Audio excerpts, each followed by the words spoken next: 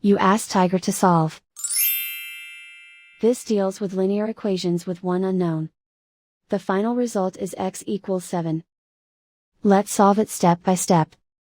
Group all x terms on the left side of the equation. Subtract 2x from both sides.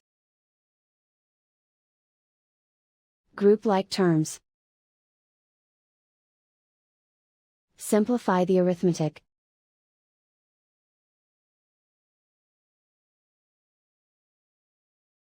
Group all constants on the right side of the equation. Add 7 to both sides. Simplify the arithmetic.